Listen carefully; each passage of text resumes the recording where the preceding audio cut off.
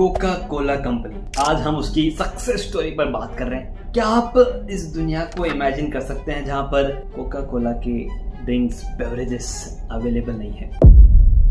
हाय, Fantastic. Coca Cola stick.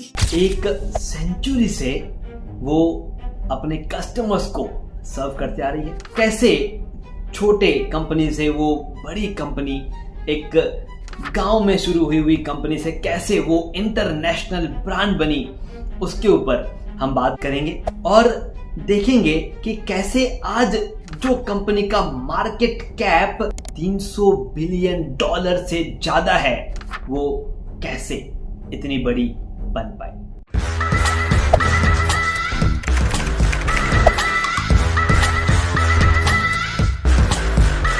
Hello दोस्तों, मैं अखिल बाहेती और मैं एक टाइम मैनेजमेंट कोच हूं। टाइम मैनेजमेंट करने के पीछे का सबसे इंपॉर्टेंट पर्पस है अपने आप को ग्रोथ की तरफ आगे ले जाना। अगर आप चाहते हैं कि आप भी जो बिजनेस, जो प्रोफेशन में आप है उसमें आगे बढ़ें, तो सबसे पहला स्टेप है टाइम मैनेजमेंट। मैं पिछले अनेक वर्षों से ये सर्विस देते आया हूं और उसके बीच मैंने एक किताब लिखी है जिसका नाम है समय नहीं है। इसमें 100 अलग अलग सवालों के जवाब दिए हैं। अगर आप बुक रीडर हैं तो अमेज़न या विप्रास इंडिया पर इस बुक को ऑर्डर कर सकते हैं। चलिए तो कोका कोला कंपनी की हिस्ट्री पे थोड़ा सा फोकस करते हैं। 1886 में अटलांटा में इस कंपनी की शुरुआत हुई थी। इस कंपनी के फाउंडर थे जॉन स्थित पेबरटन, एक फार्मासिस्ट थे। आपको क्या लगता है कि किस चीज के लिए इसकी शुरुआत हुई थी? आप बिलीव नहीं करेंगे, सिर दर्द, हेडेक के इलाज के लिए इस कंपनी की शुरुआत हुई थी। शुरुआत में कोका कोला एक दवाई की तरह बेचा जाता था। आज कोका कोला एक बहुत बड़ी कंपनी है। उसके पास अलग अलग ऐसे प्रोडक्ट्स हैं जो आप यूज करते हैं, कंज्यूम करते हैं और उसका इस्तेमाल करते हैं, जैसे Coke, diet Coke, Fanta, Sprite, ये सभी एक फेमस ब्रांड्स है कोका कोला के जो हम इस्तेमाल करते हैं। आज जो फाइनेंशियल पोजीशन इस कंपनी की है वो डेफिनेटली बहुत अच्छी है और कंटिन्यूअसली वो अपने फाइनेंशियल पोजीशन में आगे बढ़ रहे हैं। मार्केट कैप $300 बिलियन से ज्यादा है। तो किस तरह से ये सक्सेसफुली एक्सपांड हुई उसके ऊपर बात करते हैं। 1920s में अपने इंटरनेशनल एक्सपांशन पे आगे बढ़े। अगर आप देखेंगे 1886 में इस कंपनी की शुरुआत हुई थी और 1920 में उन्होंने इंटरनेशनल मार्केट में अपने आप को प्रेजेंट किया था। यूरोप, एशिया, साउथ अमेरिका, इन सभी जगहों पर वो एक्सपांड करते गए। 1960s में उन्होंने बॉटलिंग पार्टनरशिप में अपना फोकस किया। जो भी लोकल मार्केट थे, वो लोकल मार्केट उन्हें जो कॉम्पीट कर रहे थे, इस पार्टनरशिप की वजह से वो एकदम डीप डाइव कर गए और वो आगे बढ़ गए। और 1990s में कोका कोला ने अपने प्रोडक्ट पोर्टफोलियो को अलग अलग चीज़ों में एक्सपांड करना शुरू कर दिया। एक दवाई के रूप में शुरू हुई थी ये कंपनी और धीरे धीरे एक रेगुलर ड्रिंक, आपकी प्यास को बुझाने वाली ड्रिंक, आपके मूड को ठीक करने वाली ड्रिंक में ये कन्वर्ट होती गई। ना मतलब Coca Cola, juice, mineral water, इन सभी में कोका कोला ने इन्वेस्टमेंट करना शुरू किया। तो जो ग्रोथ टेक्निक्स है वो क्या है जिसकी वजह से आज कोका कोला इतना बड़ा बन पाया? सबसे पहले उन्होंने अपने ब्रांड बिल्डिंग पे काम किया।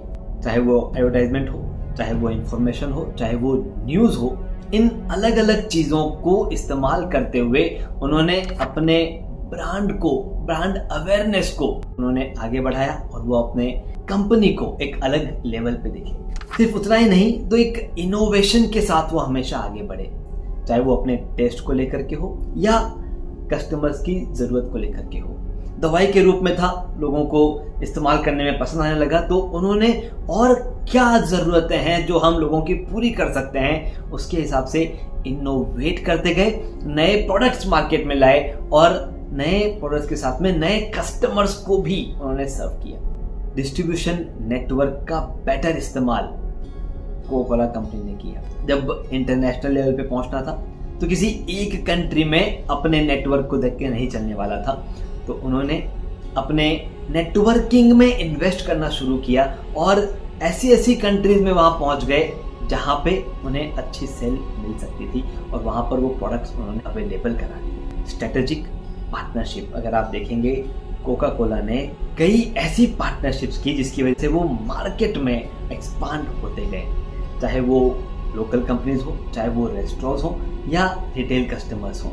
उन्होंने पार्टनरशिप के साथ आगे बढ़ना शुरू किया और सस्टेनेबिलिटी को इनिशिएट किया। कोका कोला ने एनवायरमेंटल और अपने सोशल रिस्पॉन्सिबिलिटी को अपनाया है, निभाया है और हमेशा उसमें डेवलपमेंट की तरफ आगे बढ़े हैं। As a business owner, as a entrepreneur, हमारे लिए इस पर्टिकुलर कंपनी से ऐसी कौन सी चीजें हैं जो हम सीख सकते हैं? तो सबसे इंपॉर्टेंट पॉइंट जो हमें सीखना है वो है ब्रांड बिल्डिंग।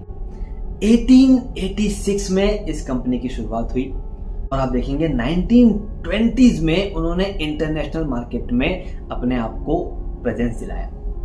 क्या लगता है वो 1886 टू 1920s का सफर, कंटिन्यूअसली वो अपने ब्रांड को मजबूत बनाने में काम कर रहे थे। मेरा आप सभी से रिक्वेस्ट है कि आप जब भी अपने ब्रांड बिल्डिंग के ऊपर काम करते हैं तो वो एक या दो बार काम करके नहीं चलेगा। आपको कंटिन्यूअसली, कंसिस्टेंटली आपके उस ब्रांड पे काम करते रहना होगा ताकि जब तक वो रिजल्ट आपको ना मिले, आपका ब्रांड सबके सामने ना आ जाए, तब तक आप उसमें बने रहें। बार बार आपका नाम आपके क्लाइंट्स के मुंह पे, आंखों के सामने आता रहना चाहिए। दूसरी इंपॉर्टेंट चीज, इनोवेशन।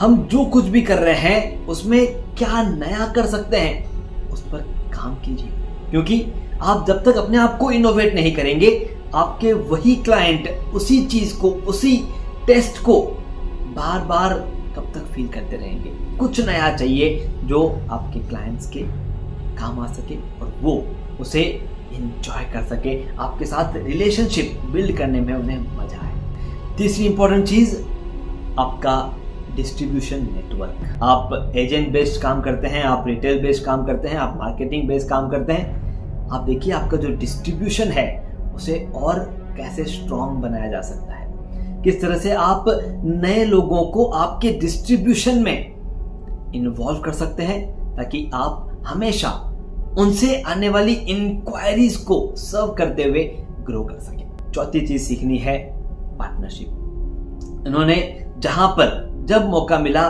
पार्टनरशिप की और पार्टनरशिप करके अपने आप को एक्सपांड करने की कोशिश की।